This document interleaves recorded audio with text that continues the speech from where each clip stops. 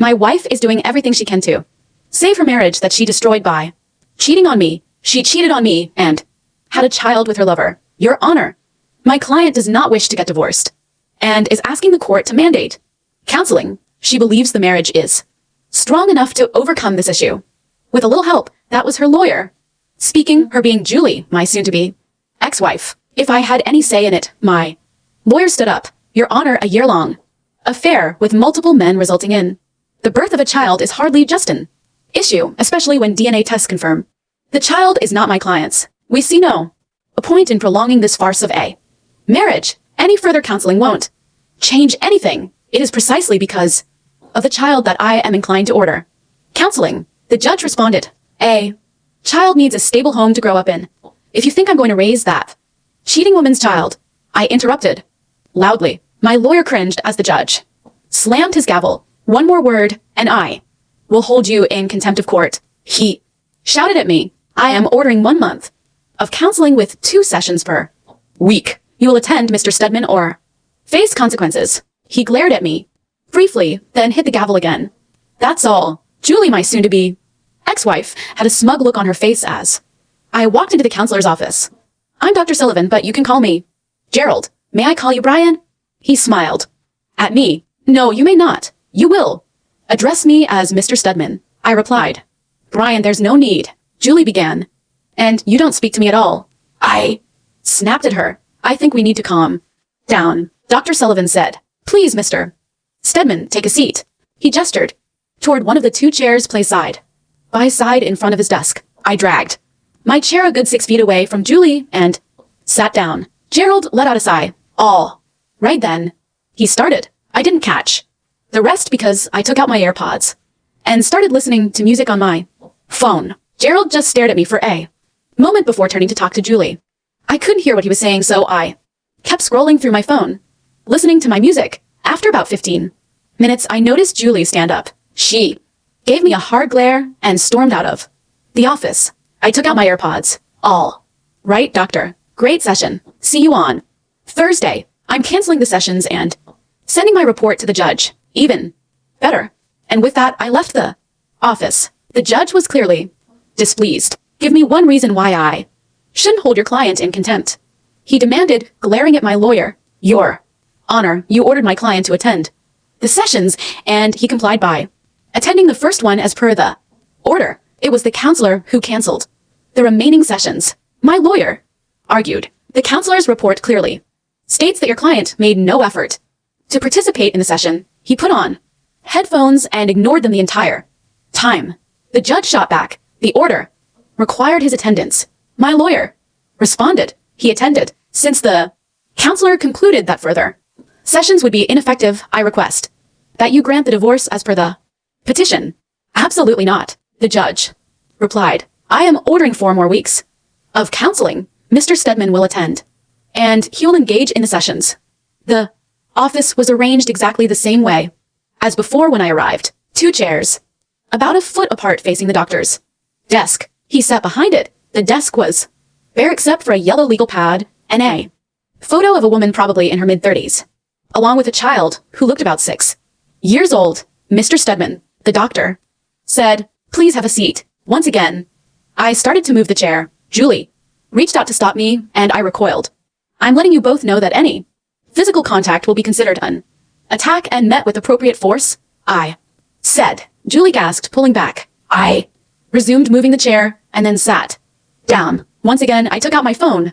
Mr. Stedman, the judge ordered you to participate in this session, the doctor reminded me. I'm aware, I said. I'm using my phone to record the session to prove my participation. My lawyer informed me that some counselors can have their own agendas. Since my soon-to-be ex-wife has been seeing you for some time, I believe you may have already formed a relationship with her that could be biased against me. And what if I don't want you to record the session? The doctor asked. Then I'll go back to court and request a different counselor, I replied. I have that option. The only reason I haven't done it yet is that it would cause even more delays. Julie, how do you feel about the session being recorded? The doctor asked.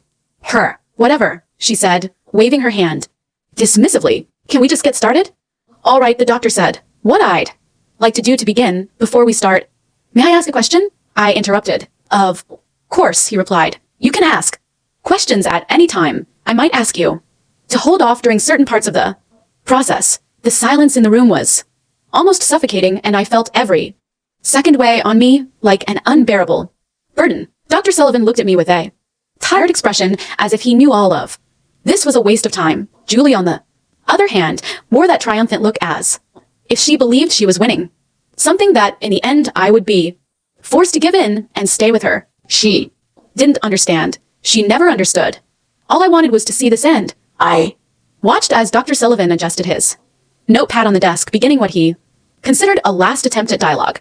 He started with the typical therapist speech, talking about how important it was to set aside past grievances and focus on the future, about how relationships are built on a foundation of trust and mutual effort. I barely listened. My mind wandered to all the lies, the betrayals, and worse still, the contempt. She had the audacity to cheat on me, to lie to me for an entire year. And yet here she was sitting as if the problem was mine, as if my refusal to forgive her was some kind of personal affront. Then Dr. Sullivan addressed me directly, asking how I felt about all this. For a second, I considered pouring out all the rage and pain that had been accumulating, but what good would it do?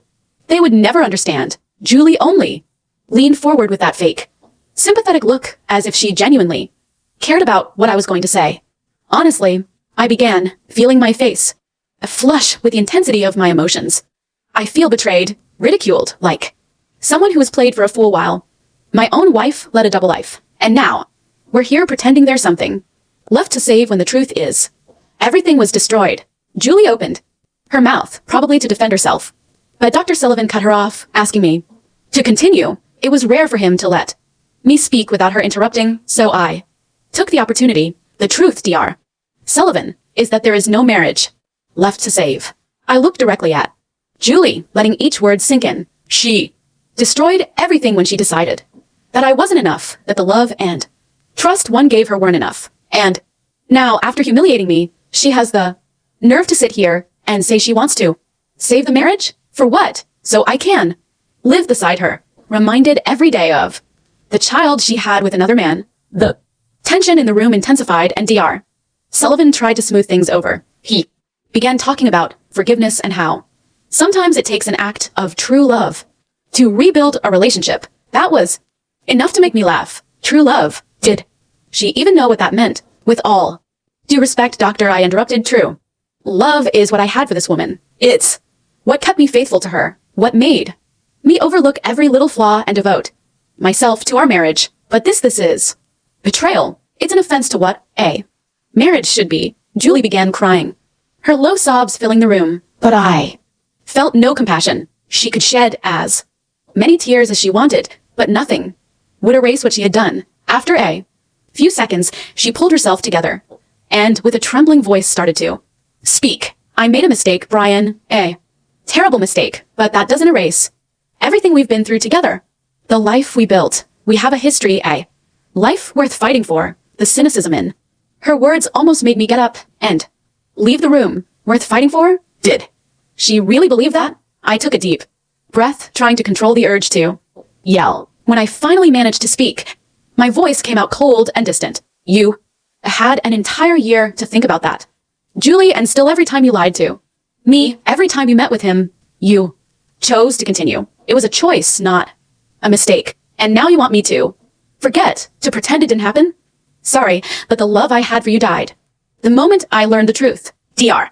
Sullivan tried, unsuccessfully, to calm things down. He insisted that we should focus on a solution to the situation, something that would allow us to move forward without resentment. But how could I let go of resentment when the person who should have been my partner was the first to stab me in the back? Finally, he suggested we take a moment in silence to reflect. Julie started crying harder, and I ignored her. I knew those tears were just well-rehearsed theater. After a few minutes, Dr. Sullivan ended the session and asked us to return next week, more willing to resolve things. We left the room in silence, but before I could leave the building, Julie called out to me, Brian, please, I know you hate me now, but I swear I can make this right. Just give me a chance. I looked at her and saw, maybe for the first time, someone Completely different from the woman I had loved. Someone who only now, after losing everything, seemed to realize the value of what we had. And all I could feel was an overwhelming indifference. It's not hate, Julie, I said calmly. I just don't care anymore. She pulled back and I walked out feeling an odd sense of freedom. For months, I'd been trapped in this nightmare of a marriage. But finally, it felt like I was ready to move on. That night, I lay in bed in the small apartment I rented after leaving our home, feeling the emptiness around me like a heavy presence. And at the same time, there was a bitter sense of purpose. After all the humiliation, the betrayals, and those sham therapy sessions, I realized the situation might never end the way I expected. Julie, always manipulative, always pretending, would never truly leave me in peace. She'd fight to the bitter end to keep up the appearance of a remorseful, devoted wife. She wanted this marriage, but not out of love, only for the convenience it offered her. And that realization burned inside me like an unquenchable flame. I didn't want to step into another courtroom, didn't want to hear another judge talk about reconciliation, about giving the child a stable home. That child wasn't my responsibility. My own lawyer had already warned me. Julie was prepared to turn our separation into a legal battleground, accusing me of abandoning the family. She'd use every trick she could, and it made me realize she didn't want resolution. She only wanted control. But if she thought she could keep manipulating me, she was dead wrong. The first thing I did was dig into everything I could find about Julie. I knew she had secrets, probably more dirt than I imagined. I started searching where I'd never dared before. Her social media, her emails, old messages where she might have let something slip. I hired a private investigator, willing to spend whatever it took to uncover anything she might be hiding. And as I suspected, it didn't take long for something to show up. The investigator returned with photos, messages, and bank records showing that Julie was involved with more than just her official lover. She had a network of encounters and was spending massive amounts of money on gifts and trips for these men. I discovered she had opened a joint account with one of them, transferring a significant chunk of our savings, probably thinking I'd never find out. Armed with all this, I went to my lawyer. He was surprised by what I had, but also cautious, reminding me that the court could dismiss infidelity as irrelevant or even prevent me from using this evidence, claiming it was an invasion of privacy. But I wasn't concerned. This wasn't just a game to me. It was a reckoning. So I had him file everything as evidence while I planned the next steps. In the days that followed, I kept calm and avoided direct contact with Julie. I pretended to be defeated, sent polite messages, and kept a resigned tone in the few conversations we had. I knew she thought she was in control, that I'd eventually give in and continue those counseling sessions. She even had the nerve to call me immature and reasonable for accepting help. It made me sick, but I knew I had to keep up the act until the right moment. Then, on the day of the final hearing, I was ready. In court, I sat in silence while Julie and her lawyer presented a manipulated report suggesting that I was resistant to the healing of the relationship and that it was crucial for the court to intervene for the family's welfare. And as they spoke, I could barely hide a smile. I knew that in a few minutes, it would all turn against her. When my lawyer stood up, he didn't waste time. He presented all the evidence I gathered, the bank transfers, the photos with other men, and even explicit messages exchanged between her and her lovers. The judge was silent, clearly taken aback by the turn of events. Julie beside me went pale, her eyes widening, and her lawyer frantically searched for some defense. But there was no excuse. The repentant wife act crumbled with each piece of evidence presented. My lawyer ended, firmly arguing that this wasn't just a case of infidelity, but a violation of our marriage contract. Julie had diverted money and used marital assets to finance a double life. The judge finally spoke, saying there was no basis for reconciliation. He ordered our divorce to be finalized immediately and that Julie had to repay the money taken from our account. Additionally, she was legally barred from seeking any further financial benefit from me in the future.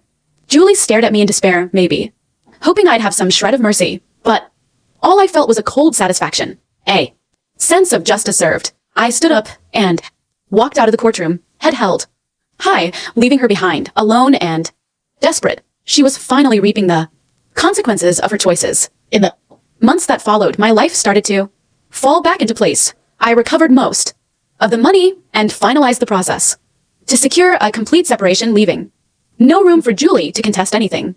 Meanwhile, I heard she'd been evicted from her apartment with no means to cover her expenses without access to our shared assets. As for her lovers, they all vanished once they realized she had nothing left to offer. Eventually, I heard through the grapevine that Julie was living with distant relatives facing serious financial troubles. She tried reaching out a few times, sending long, pleading messages saying she regretted everything and that we could still start over. I just blocked each attempt, not wasting another second on her. There was no anger, no resentment left, just the certainty that this was the deserved end. And finally, I was free from the pain, from the humiliation, free to rebuild my life and leave the past where it belonged.